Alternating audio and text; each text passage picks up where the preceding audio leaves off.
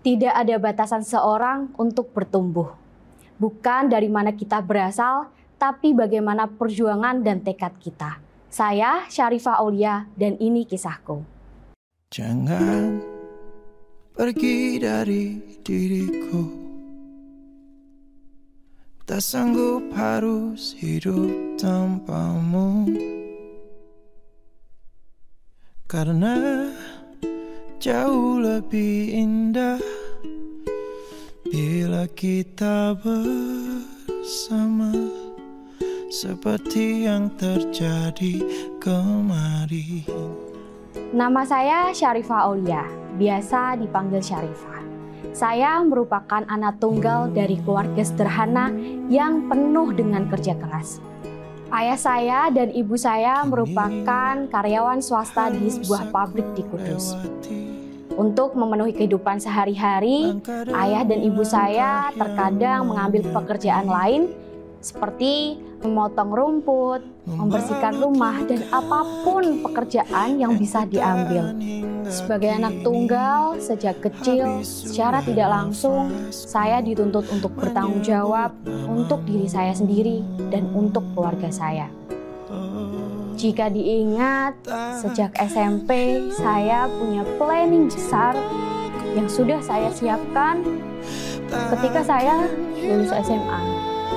Saya sangat percaya mimpi itu akan tercapai. Hingga akhirnya saya lalai bahwa tidak semua hal yang kita harapkan dan kita planning akan terlaksana sesuai dengan harapan kita. Saya ingat sekali betapa hancurnya hatiku saat itu. Namun, yang membuat saya kuat sampai saat ini adalah kedua orang tuaku.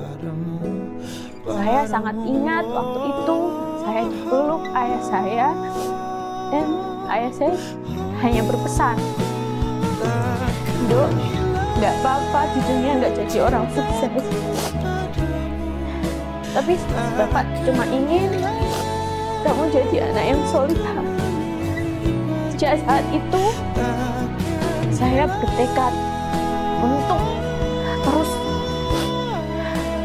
meneruskan mimpiku itu dan memperjuangkan melalui bangku perkuliahan. Banyak orang yang meremehkan keluargaku, mencaci keluargaku.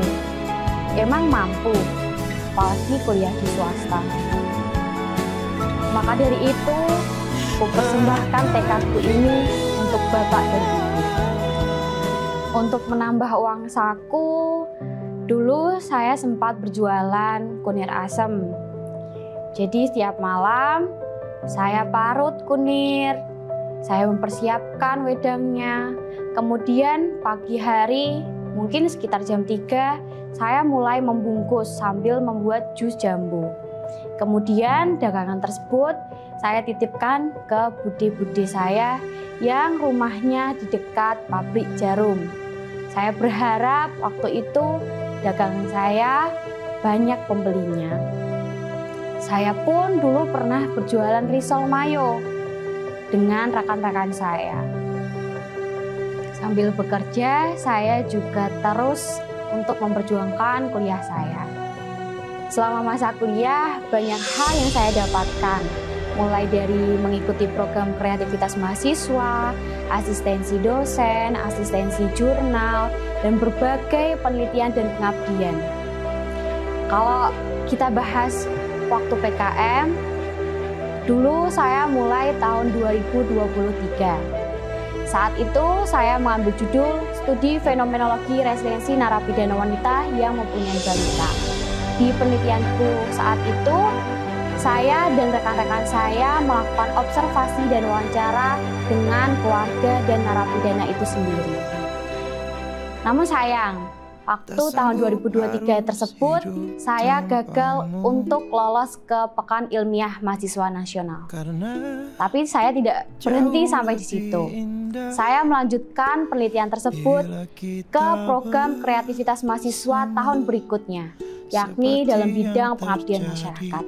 Saat itu, saya mengangkat judul Psychological First Aid untuk Pengelolaan Resiliensi Narapidana. saya melakukan pengabdian di Lapas Perempuan Semarang bersama rekan-rekan saya. Jika diingat, perjuangan saya dan rekan-rekan saya juga tidak mudah. Tiap harinya saya dan rekan-rekan saya harus menerjang banjir, menerjang macetnya Semarang, dan berbagai kendala-kendala lainnya.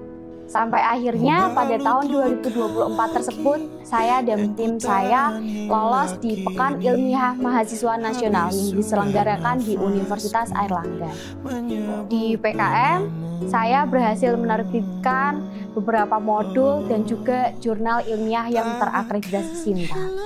Kemudian saya juga pernah pengabdian di Rumah Sakit Umum Daerah Jepara. Di RSUD Jepara, saya banyak menemui orang yang berjuang atas kesehatannya. Di sana, saya juga berhasil menerbitkan modul untuk anak dengan gangguan komunikasi dan konsentrasi. Modul-modul tersebut sudah saya daftarkan di hak paten. Kemudian, saya juga pernah menjuarai Psychology Scientific Event tahun 2025. Perlombaan tersebut dilaksanakan di Universitas Hasanuddin. Di sana, saya juga berhasil menerbitkan modul yang sudah di-HKI-kan.